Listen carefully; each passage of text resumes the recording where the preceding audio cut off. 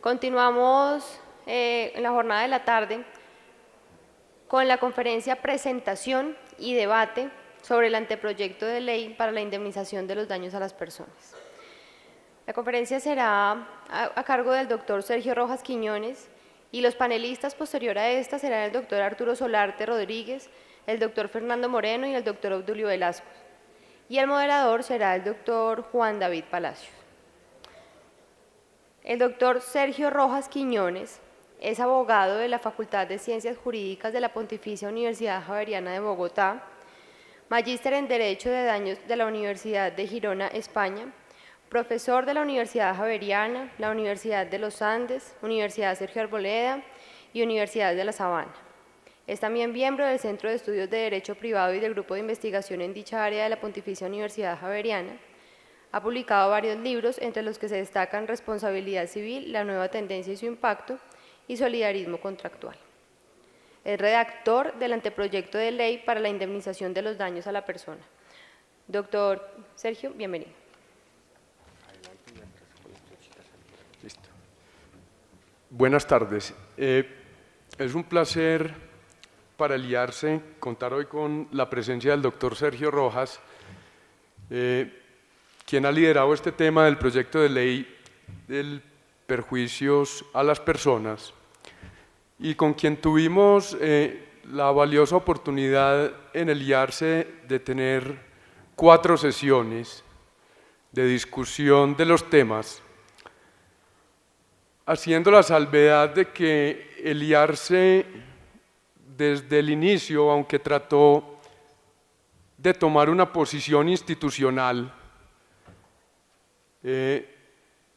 hubo tantas posiciones al interior del mismo instituto que nos tocó tomar la decisión de dejarlo como un foro académico.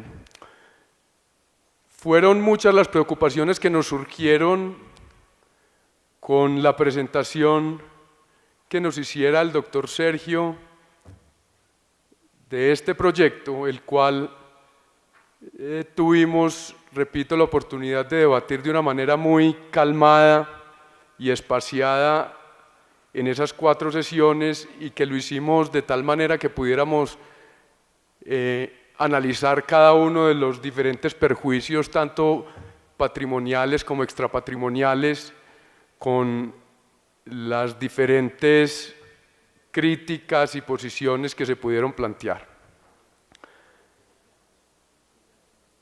Siempre se reconoció la importancia de este proyecto, pero de alguna manera siempre también se presentaron diferentes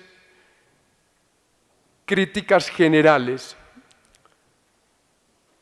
al proyecto y que fueron defendidas y debatidas de una manera absolutamente brillante por el doctor Sergio, haciendo cambiar de opinión a unos, en algunos puntos, cediéndole unos puntos, y así se puede decir, y manteniéndonos siempre en un debate, como decía el doctor Tamayo esta mañana, muy respetuoso y cariñoso frente a esos temas. Pero básicamente los temas que nos preocuparon desde el principio estaban relacionados con el tipo de derecho que se encarga de regular la responsabilidad civil y cómo se ha dado la evolución de la responsabilidad civil a lo largo de los años, siempre partiendo de la base de que este es un derecho con un desarrollo netamente jurisprudencial y es un derecho cuya creación no solamente está en las manos de los jueces, sino que está en las manos de todos nosotros los litigantes, que día a día, al final de cuentas, somos los que impregnamos de una u otra forma a los jueces para que vayan variando sus posiciones.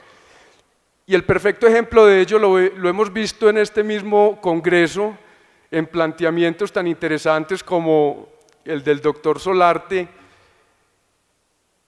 en los planteamientos que hizo el doctor Fernando Moreno en su exposición ayer, Y nos vamos dando cuenta que cuando incluimos una legislación que se dedique a este tema de los daños, se pregunta uno si toda esa tendencia creativa de la jurisprudencia de alguna manera no se frena de tajo teniendo una legislación de este tipo. Además, con un agravante, y es que esta ley o este proyecto de ley, perdón, no está siendo apoyado por el Consejo de Estado. Entonces vamos a seguir con esa dicotomía de por lo menos en lo que toca con los perjuicios extrapatrimoniales, de qué es mejor para la víctima, y lo digo de una manera coloquial, que lo atropelle un carro particular o que lo atropelle un vehículo del Estado. Porque al final del día el valor de esas indemnizaciones va a variar. Y hay que tener en cuenta otra cosa, y no se nos puede olvidar. La mayoría del desarrollo jurisprudencial en materia de perjuicios extrapatrimoniales, como ustedes bien lo saben, lo ha hecho el Consejo de Estado. Va a la vanguardia del tema. En materia ordinaria, de la justicia ordinaria, hasta hace muy poco se vino a reconocer el daño a la vida de relación como un perjuicio independiente. Entonces, esa es otra de las grandes preocupaciones que se tienen, estando o no de acuerdo con ese proyecto. Y finalmente otro tema que es, ya para darle la palabra al doctor Sergio, es el tema del análisis económico del derecho y del contenido de esto y la implicación que puede tener en los seguros este tema, que aunque sé que ha estado muy activo con ese gremio, yo creo que de alguna manera eso puede generar unos efectos, no sé si llamarlos catastróficos, pero sí problemáticos en materia de responsabilidad civil y puntualmente del daño a la persona, porque tenemos que partir de la base, para aquellos que no han tenido la oportunidad de conocer este proyecto, que es solamente relacionado con el daño a la persona. La idea de este panel es que el doctor Sergio nos haga una presentación de 20 minutos aproximadamente del proyecto, vencidos los cuales vamos a invitar a pasar acá al frente a los doctores Solarte, Velázquez y Moreno, para que cada uno de ellos haga los planteamientos que tengan sobre esta ley. Sé que este proyecto de ley, sé que tanto el doctor Solarte como el doctor Moreno, de manera independiente, cada uno han tenido la oportunidad de debatirlo y de hacerlo pues directamente con el doctor Sergio. Entonces creo que puede ser bien valiosos sus comentarios. Y finalmente, vencido ese tiempo, se le dará el debido derecho de réplica al doctor Sergio, que además lo ha hecho bastante bien, y doy fe de ello porque afortunadamente tuve la posibilidad de acompañarlo en esas 4 sesiones en el IARS. Entonces, doctor Sergio, bienvenido, muchas gracias.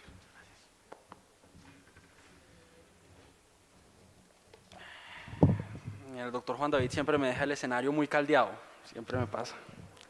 Bien, buenas tardes a todos, un saludo muy especial al IARCE, un agradecimiento por este espacio, doctor Orión, doctor Maximiano, con quienes arrancamos este tema que nos abrieron para presentar este que hoy en día es un anteproyecto de ley, pronto un proyecto de ley. Un saludo muy especial al señor Superintendente de Industria y Comercio, a los magistrados, exmagistrados, altos dignatarios, abogados, litigantes y a todos ustedes ilustrados conferencistas, perdón, ya estoy metido yo en el rol, ¿sí ven? Ilustrado auditorio. Si no se escandalizaron con el proyecto de reforma al régimen societario, con este no se van a escandalizar. Es un proyecto ortodoxo que maneja unos cánones clásicos y que obedece a una realidad fundamental, que es la que quiero exponer en primera medida acá, y es la situación del daño a la persona en nuestro país. Recientemente se radicó en el Congreso de la República un proyecto de acto legislativo que, como ustedes saben, pretende reformar la Constitución en su artículo 90, es el proyecto de acto legislativo 058 de 2015. Este proyecto de acto legislativo básicamente pretende agregar un nuevo inciso al artículo 90 de la Constitución para limitar y excluir ciertos casos de responsabilidad del Estado. Cuando uno lee la motivación del proyecto, encuentra que anticipan en ese proyecto de reforma constitucional un proyecto de ley en el que lo que van a hacer es poner topes o límites indemnizatorios a los pagos que se hagan por concepto de daño a la persona. De manera que en parte lo que estamos haciendo mediante esta iniciativa es reaccionar frente a esta realidad y anticiparnos a otros proyectos que, sin la discusión de la academia, sin la socialización entre las víctimas, sin la socialización en el sector asegurador, podrían llegar a convertirse en ley y serían sumamente perjudiciales. En los próximos 19 minutos, de manera muy sintética, les voy a comentar dos cosas. Primero, de dónde viene el proyecto de ley, es decir, por qué un proyecto de ley, y segundo, cuáles son sus 5 rasgos más importantes, sin perjuicio de lo cual ustedes en las memorias pueden consultar tanto el texto del proyecto en su versión más reciente como un pequeño artículo, un ABC de la iniciativa que allí también podrán encontrar y que explica esto de manera mucho más detallada, ¿correcto? Bien, para ilustrar el punto quiero retomar una cosa, un caso que mencionaba Francisco Reyes en la conferencia de esta mañana, el caso de Stella Liebeck y McDonald's, todos lo recordamos, ¿no? Este caso de Stella Liebeck y McDonald's es un caso paradigmático. Como lo comentó el doctor Reyes, básicamente lo que sucede es que una señora que tiene 90 años compra un café en una tienda de McDonald's y se quema con el café. La versión original de la historia, o la versión no original, sino la versión que se ha difundido de esta historia, es que la señora gana una indemnización de $3 millones por una quemadura aparentemente no muy importante. Sin embargo, la historia real detrás del caso es bastante diferente. Lo que le pasó a Stella Liebeck, ustedes lo ven en la imagen de arriba. Stella Liebeck era una señora, en efecto, de 90 años, que compra un café que está a temperatura de ebullición, sin estar manejando el carro, simplemente con el ánimo de poner en el café crema y azúcar, abre la tapa del café y en ese momento se le resbala y se quema y tiene las quemaduras que ustedes observan en la imagen superior, quemaduras de 3er grado. En el desarrollo del proceso de responsabilidad extracontractual que se inicia con fundamento en estas quemaduras, se descubre que el café estaba en una temperatura tan alta, básicamente porque McDonald's ofrecía la posibilidad de rellenar gratis el café, hacer un refill gratis del café, lo que pasa en los cines, por ejemplo, que uno compra una Coca-Cola y le dicen, llénela cuantas veces usted quiera. Entonces McDonald's se dio cuenta que si el café estaba muy caliente, no iban las personas a esperar el tiempo necesario para que se enfriara, sino que se iban a ir con ese café y así no iban a tener que hacer uso de la promoción. Por esa razón existían más de 300 quejas por quemaduras de 3er grado contra McDonald's, lo que llevó a que los jueces que conocieron del caso decretaran una indemnización por daño punitivo que en efecto fue de $2.9 millones. En la imagen de abajo vemos otro caso emblemático de los Estados Unidos. Aun cuando ustedes no lo crean, esas dos personas que están allí son gemelos. Sucede, sin embargo, que el médico que atendió el parto olvidó que uno de ellos venía tras el otro y lo dejó 5 segundos en el vientre de la madre, lo que le generó hipoxia y llevó a que tenga un retraso mental como el que ustedes observan en la imagen. Estos dos casos llevaron en los Estados Unidos a un procedimiento, una tendencia que es conocida como el Tort Law Reform, o la reforma a la responsabilidad extracontractual. Los Estados Unidos se metió, dentro de todos los estados, de lleno en la discusión sobre si debían o no pagarse los daños a la persona y cómo debían pagarse. Y hoy en día están dando esa discusión. Discusión que no es ajena en el resto del mundo. Si ustedes van al ordenamiento español, encuentran, por ejemplo, el baremo español. Aquí les traigo una imagen de lo que es el baremo español, una tabla que establece unas indemnizaciones tarifadas según el nivel de afectación. Entonces el baremo lo que nos dice es qué afectación tenemos y qué compensación se le da. ¿Por qué? Porque los españoles, a raíz de casos como el del aceite de colza, unas personas introducen un aceite en el ámbito local y en la comercialización de ese aceite no se dan cuenta que puede generar grandes daños para la población porque era un aceite de vehículo procesado y lo dieron para el consumo humano, esto con el objeto de saltarse unos aranceles, pues llevaron a grandes indemnizaciones y para raíz de esto sacaron el baremo.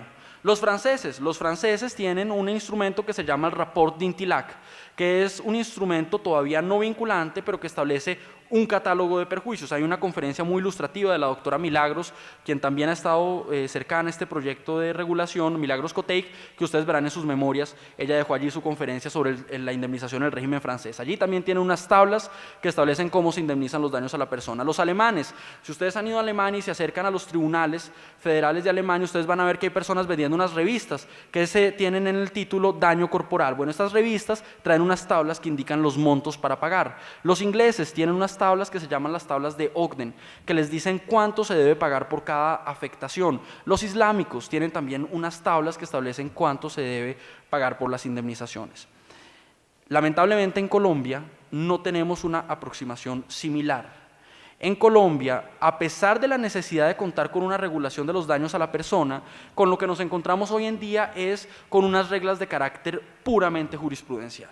Y es allí donde vino la primera razón por la cual nos preocupamos en el proyecto. Hombre, si todo el derecho comparado está apuntando hacia la creación de unos parámetros claros de indemnización, ya sea a través de tablas, reportes, criterios orientativos, ¿por qué en Colombia nos quedamos solo con la jurisprudencia? ¿Por qué estamos tan separados de la tendencia comparada? Entonces dijimos, esto nos puede llevar a una de dos respuestas. O que la jurisprudencia está funcionando muy bien, una respuesta válida, la jurisprudencia está en efecto dando unos parámetros claros de reparación, o simplemente que no hemos hecho un estudio concienzudo de cómo se están pagando los daños a la persona. Y en efecto decidimos acometer este estudio y fíjense lo que encontramos. Hay unos parámetros muy claros de compensación que todos nosotros los conocemos, que están en la Corte Suprema de Justicia y en el Consejo de Estado. Sin embargo, nos preguntamos si esos parámetros se mantenían en los fallos de los jueces de primera y segunda instancia para ver si en efecto el sistema de reparación de daños a la persona está operando como debía operar.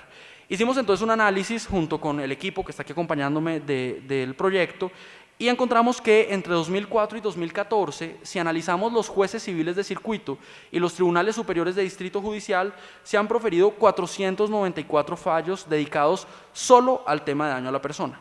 Entonces dijimos, vamos a analizar esos 494 fallos con base en una serie de criterios para ver si en efecto el sistema está funcionando bien o si hay problemas. Y estos son los resultados, les voy a mostrar los criterios. Este fue el primer análisis. ¿Cómo se está pagando el daño a la persona en nuestros jueces de primer y segunda instancia? Hicimos un diagrama de dispersión y fíjense lo que encontramos en el diagrama de dispersión. Hay 4 posiciones. De esas 4 posiciones, solamente la que ustedes ubican en la posición 3, P3, son jueces que pagan de conformidad con las reglas que ha establecido la jurisprudencia de las altas cortes. Es decir, pagan daños patrimoniales y extrapatrimoniales, en los patrimoniales daño moral y lucro cesante, y en los extrapatrimoniales daño moral, daño a la vida de relación y este nuevo tipo de daño a la afectación a los intereses constitucionales relevantes. Solo los que están en P3. Quiere decir que los que están en P1, P2 y P4 pagan cosas distintas. Les voy a contar muy rápidamente qué pagan cada uno. El análisis completo lo encuentran ustedes en el artículo que les mencioné. P1. En P1 son jueces que pagan daño patrimonial, daño extrapatrimonial y un tercer rubro que denominan daño a la persona, como si se tratara de un rubro autónomo.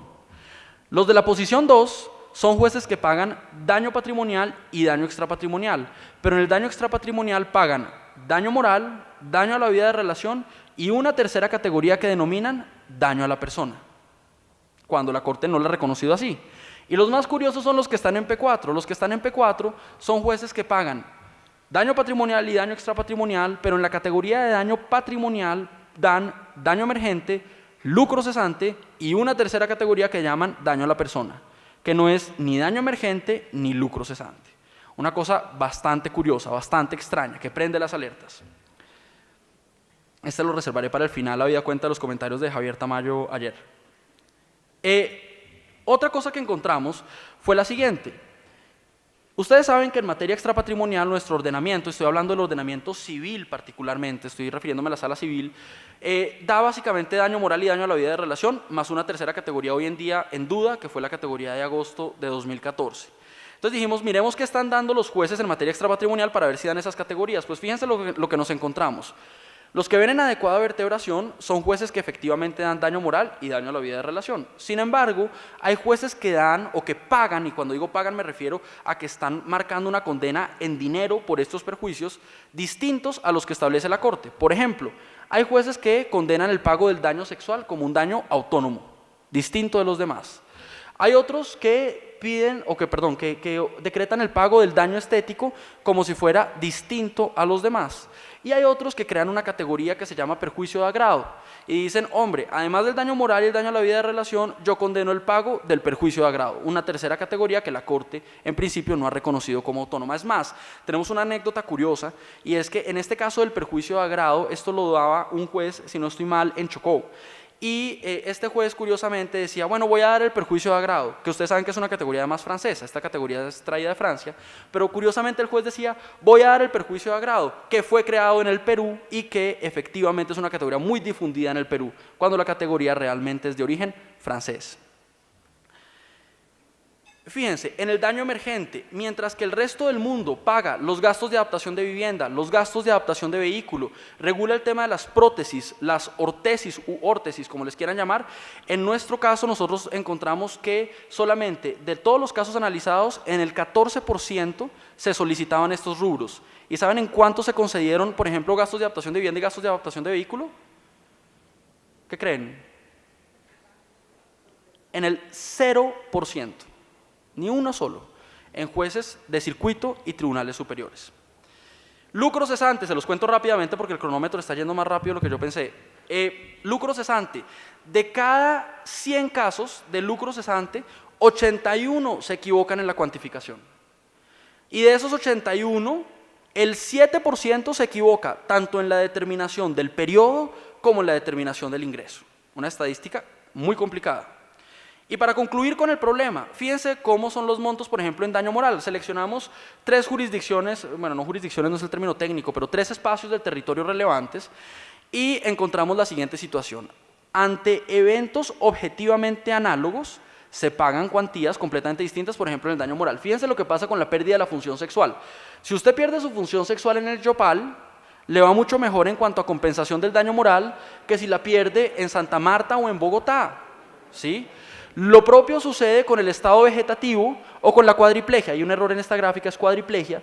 Fíjense que se paga más en un lugar del territorio que en otro. Por supuesto, esto nos causa gracia, pero desde el punto de vista de una política sólida de un Estado, pues es completamente complejo. En la medida en que si una víctima de Yopal se encuentra con una víctima de Bogotá, la víctima de Bogotá no va a entender por qué se le pagó menos. Y esto es un nido de conflicto social. ¿Estamos? Entonces, esta realidad nos llevó a proponer o a sentarnos a discutir en varios escenarios académicos cómo se podía conjurar la situación y encontramos que un anteproyecto de ley era el que mejor conjuraba el problema. ¿Por qué? Porque asesorados por la Escuela Judicial Aragonilla, que ha venido haciendo un ejercicio muy juicioso en esta materia, encontramos que de preservar unas reglas puramente jurisprudenciales, el nivel de formación del juez no iba a ser el mismo que si se propone una ley que es vinculante y que les va a generar desde varias perspectivas una irradiación de las reglas hacia abajo. Y por esa razón se propuso este proyecto de ley que en la actualidad ha tenido 44 jornadas de discusión entre agremiaciones, academia, universidades y distintos escenarios, y que arrancará su trámite en el Congreso de la República a finales de octubre, el 25 de octubre, en la Comisión Primera del Senado, ¿correcto? Repito, ¿a qué necesidad responde? A una concreta, y es, el sistema de fuentes, como lo concebimos hoy en día, no está operando adecuadamente, ¿correcto? Hay un cortocircuito entre lo que sucede en las altas cortes y los fallos de instancia. Y en virtud de ese cortocircuito buscamos una solución. ¿Cuál? La regulación. Regulación que además lo que busca es consagrar muchas de las normas que existen actualmente en la jurisprudencia y mejorar otras tantas a fin de avanzar en nuestro ordenamiento. Para lo cual, siguiendo muy de cerca la sugerencia de Francisco Reyes de esta mañana, miramos ordenamientos extranjeros, ordenamientos foráneos, a fin de ver qué instituciones aplican allá y hacer un proceso adecuado de implementación. Bien. Les voy a mencionar simplemente en los 5 minutos que quedan los 5 rasgos más importantes de este proyecto para que ustedes los tengan en la cabeza, sin perjuicio de lo cual además se les está entregando una hoja en la que ustedes podrán ver el esquema del proyecto, ¿correcto? Ustedes allí podrán ver qué regula el proyecto, qué secciones y qué subsecciones tiene, para que así lo puedan observar, ¿bien? Los 5 rasgos más importantes. Es un proyecto de ley.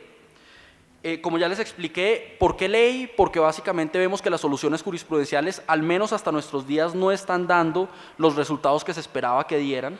Entonces vamos a regularlo vía legislativa a fin de poder tener unos resultados más afianzados, que mira solo el tema del daño a la persona, y en esto quiero ser enfático. El proyecto no quiere meterse con otros problemas de la responsabilidad civil que reconocemos que existen, pero que no tienen que ver con el daño a la persona. Este proyecto busca responder a un problema puntual, el que les acabo de exponer. ¿Y cómo? Pues regulando el tema del daño a la persona. Por eso ustedes no verán disposiciones relativas a la culpa, no verán disposiciones relativas al dolo, no. Solamente el tema de cuantificación del daño a la persona. Bien, en el ámbito de la responsabilidad civil, como le decía Juan David, no hemos podido todavía vincular la responsabilidad del Estado. Sin embargo, hoy en día el escenario es un poco más prometedor. Cada vez estamos más cerca de que la responsabilidad del Estado pueda estar adentro también de este proyecto, sobre todo porque tuvieron una reacción muy contraria al proyecto de acto legislativo que les mencioné al principio. De modo que estamos concertando para que sea responsabilidad civil y responsabilidad del Estado. ¿Con qué propósito? Con que el propósito de que la víctima acceda a la reparación integral. Reparación integral entendida como que se pague todo el perjuicio causado en la mayor medida posible, pero solamente el perjuicio causado. Es decir, la justicia es de dos vías, tanto para el agente dañador, que no termine expuesto a vacilaciones, como para la víctima, que se le pague todo su perjuicio, ¿correcto? Partiendo de una base que seguramente va a ser la que el doctor Fernando Moreno va a mencionar en su intervención, que es la distinción entre daño y perjuicio. El proyecto parte de la idea de que una adecuada vertebración requiere que se distinga entre daño y perjuicio. El daño como un concepto dogmático y el perjuicio como la repercusión de ese daño, ya sea patrimonial o extrapatrimonial. Entonces lo que hace el proyecto es simple, toma el daño a la persona como un concepto dogmático, afectación a la integridad física, psíquica o a los derechos de la personalidad de la persona natural, y dice, ese es el daño a la persona.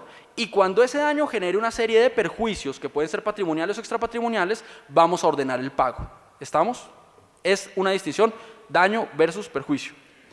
Y luego lo que hace es explicar las reglas de compensación o de indemnización de cada uno de los perjuicios. Entonces, por ejemplo, se las menciono simplemente. En materia de daño emergente, consagra las reglas que ya trae la jurisprudencia, las trae por vía normativa, ¿sí? Pero adicionalmente avanza en ciertos aspectos que son necesarios en el derecho colombiano y que aún no existen. Por ejemplo, los gastos de adaptación de vivienda y los gastos de adaptación de vehículo. El proyecto establece que se deben pagar los gastos de adaptación de vivienda y los gastos de adaptación de vehículo, pero además de eso señala una serie de reglas para que quede claro cómo se deben pagar. Por ejemplo, ¿qué pasa si la persona tiene más de una vivienda? ¿Toca pagarlas todas? ¿Cuántas hay que pagar? ¿Qué pasa si la vivienda es arrendada y no es propia? El proyecto empieza a regular estas hipótesis, ¿correcto? Gastos de adaptación de vivienda y gastos de adaptación de vehículo, prótesis y ortesis.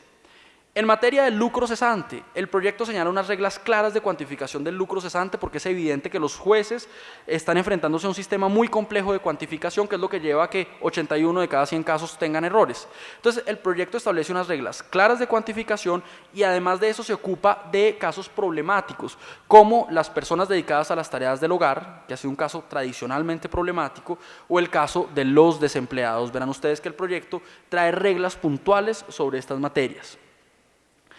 En materia de perjuicio extrapatrimonial, el proyecto divide las categorías en tres.